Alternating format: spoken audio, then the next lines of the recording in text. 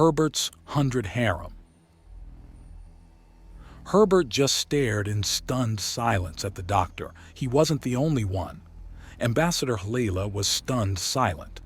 Sir Philip was smirking, the unflappable bastard. Admiral Cistern is also unaffected, as is the scientist. But Dr. Arwaka has outright fainted, which is really weird to see in a centaur lobster woman the size of a Labrador, as she's just sort of slumped down like a puppet with cut strings. Congratulations are in order, young man. I believe this is a galactic record, Sir Philip says, without disrupting the general sense of numbness in the room.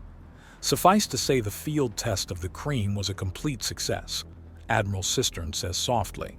A complete success is about as massive an understatement as you can make, Admiral Cistern. 100 suns is another matter entirely. It's completely unprecedented, Ambassador Hlala says in a completely stunned tone. Then all 100 of his wives suddenly scream. Herbert slams his hands over his ears to blunt the high-pitched squealing and sounds of both delight and confusion. It takes a while for it to calm down. Massive understatement is just about all that can be said about anything that can be said about this situation. Most cultures, economies, and religions turned around on the fact that men were rare. Why hadn't it already been done? It's stranger the more he considers it, and his mind churns on the problem. There is no reason whatsoever for there to be so few men if a technology like this is so simple. There's no way that humans are the first race to be able and willing to make such a thing. There were stories about failed cloning enterprises for buying men. So why wasn't there an artificial induction of men into the galaxy at large? It didn't make sense. He needs to start asking more questions. He had been so busy training, socializing to make sure that his marriage would be happy, and going on actual missions that he hadn't had time to actually ask a question like this before. It actually bothered him somewhat that he hadn't thought of this before. It takes a minute for the girls to calm down, and he slowly uncovers his ears before glancing around to see if there would be a renewal of the screaming. "Excuse me, Ambassador Hlala." "Yes?" "Why is my sheer number of sons such a rarity? Surely there's enough scientific and axiom-based knowledge to force male births, isn't there?" Herbert asks. And there's a pause before a fair number of his wives burst into laughter. "What?" "It's just not done. It's not even considered beyond as a treat one way or another. Every girl thinks about it now and again, but in all practicality it's just not." "Why not?" Admiral Cistern asks, picking up on the strange thread. "Well, I don't mean to be rude, but..." Ambassador Hlala drifts off, and Admiral Cistern raises an eyebrow. "Ma'am, I'd rather be told the truth than pointlessly flattered. Just say it, please. Because it's just not done. Men are valuable because they're rare. Furthermore, every time some girl tries to make more, it just ends in disaster because no one's ready for there to be so many men. This little event is a record, but it's a record because at no point was there some grand conspiracy. It was all just a kind gesture to your soldier. Of course, once the initial excitement is over, or even before there's likely to be muckrackers and rumor mongers trying to paint this as some form of terrible incident. So why was it all laughed at? Because one of the first ways a girl of the galaxy is taught math and how rarer things are more valuable is that men are used as the example. It's like asking them basic addition and acting confused when they think it's a joke. Sir Philip replies, and Herbert gives him a look. Now, while you've been busy keeping your brides happy, I still have a job to do. There's a great deal I need to know to help our good admiral in his diplomatic affairs." "Thank you, Philip," Admiral Cistern remarks in a somewhat tart tone of voice. So the basic education of the galaxy teaches that it is foolish to try and create many more men for the purpose of profit. Yes, not to mention the several failed attempts that made things worse, not to mention it's just normal in the galaxy. There are several religions that even believe that any attempt to alter this is a danger to not just the culture but the very soul of the galaxy. The Church of the True Mother foremost among them. Wait, wasn't that the religion of those loonies that shot up the... Herbert asks for the sake of appearance. He's very familiar with the Church of the True Mother and had even been working on axiom tricks designed to fool their censors in his free time. It was a good mental exercise if nothing else, and if it bore fruit, then it would have practical use for himself and the others in the intelligence division. Yes, they've always been a fringe group by trying to ensure that things which are natural must be enforced, forgetting entirely that wearing clothing, farming crops, ranching beasts, speaking a unified language, spaceflight, houses, and many, many other things are unnatural, and therefore by their logic something they shouldn't indulge in, Ambassador Hlayla explains, and Herbert snorts. Yes, I had noticed some logical flaws in their philosophical outlook. Also the fact they don't seem to understand why they're so unpopular when they're so aggressive in trying to force their views on others. Sir Philip remarks, and the little jab goes right over Ambassador Hlayla's head. Anyways, while you will be on partial duty due to paternal responsibilities, you will still be expected to report in and be on call, if not active duty, for at least half the week. Understand, soldier? Sir. Yes, sir, Herbert says, rising up and coming to a parade ground salute. There are some cheers from his wives behind him and a few more as Admiral Cistern returns it.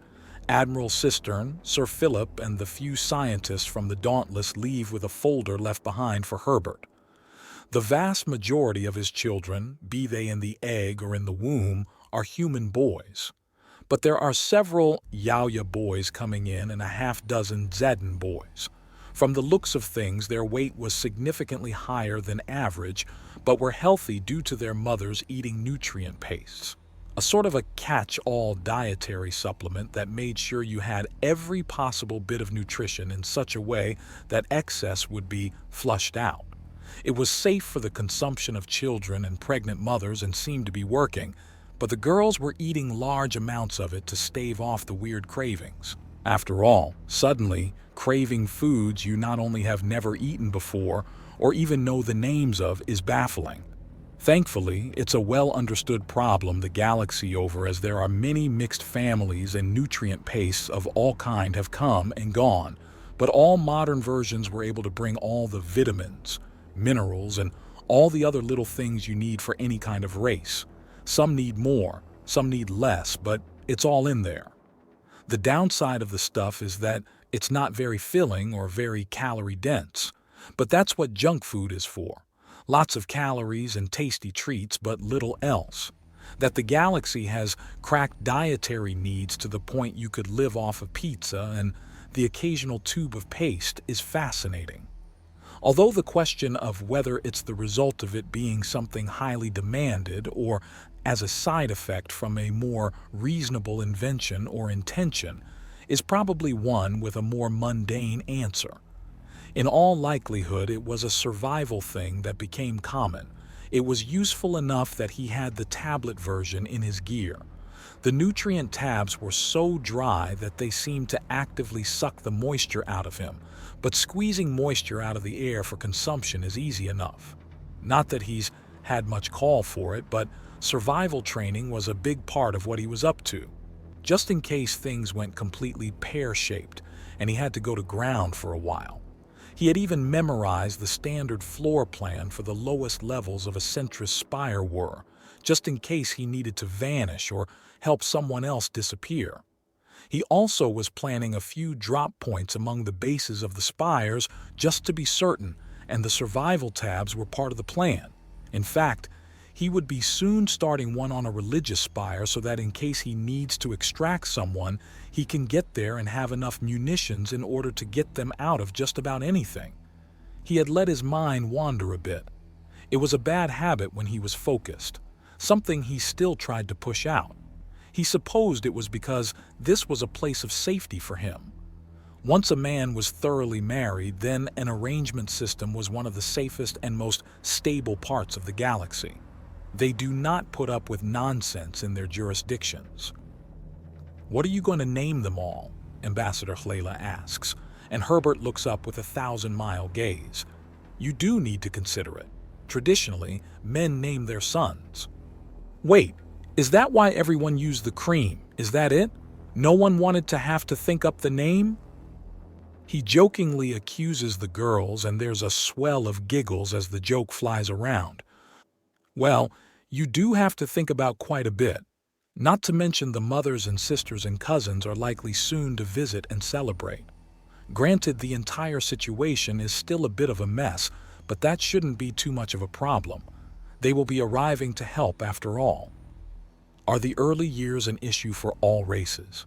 I've read that apex races have the most rambunctious children, but it can't be all that bad, can it? Herbert asks. Imagine if the baby could camouflage itself almost flawlessly at will or climb straight up a wall. Ambassador Hlayla asks, and Herbert blinks a few times. I'm going to need to put bells on them or some kind of tracking bracelets. Herbert realizes, and there's some giggles. But really, I'm going to need some help to figure out all their names. After all, I have no idea of a respectable name in a human language could come out as crass or rude in another. Generally, the answer is yes. No matter what you say, you can be sure that some foreign language has that specific combination of sounds as something absolutely foul. It's why galactic trade is in all the official documents, something we can all understand and speak. Okay, Madam Ambassador, but perhaps names that are respectable in both human terms and the terms of the Zeden and Yaoya? A much easier proposition, a good one even, Ambassador Hlayla remarks before thinking.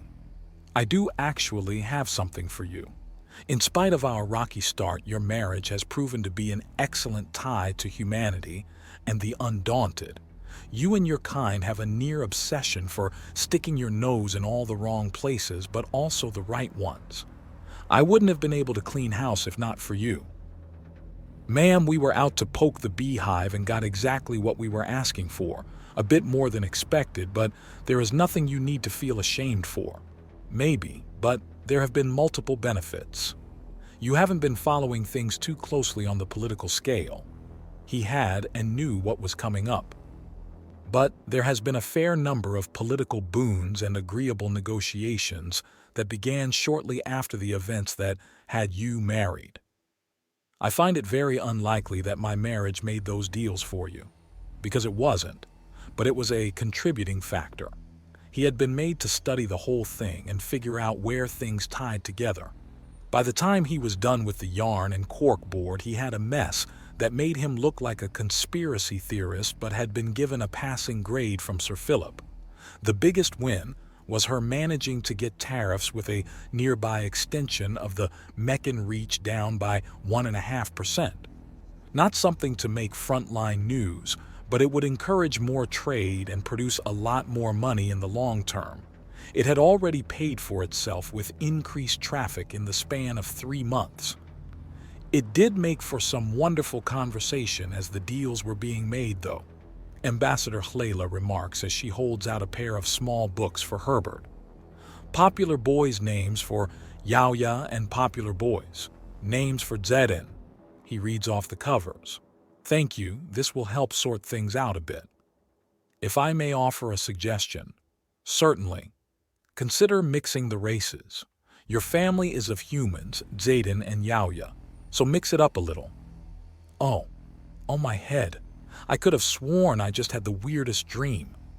The Wimpara's Dr. Arwaka notes as she rises up with a moan. Wait. What was the dream about? Ambassador Hlayla asks curiously. Somehow, a man had 100 sons with 100 wives, and Dr. Arwaka trails off as she looks around and sees Herbert with all his wives behind him. He offers her a little wave, and a great many of his wives do the same. Oh! The doctor slumps again, and Herbert dives forward and catches her before her falling to the side causes her to hit her head. She has a surprisingly delicate constitution for a doctor,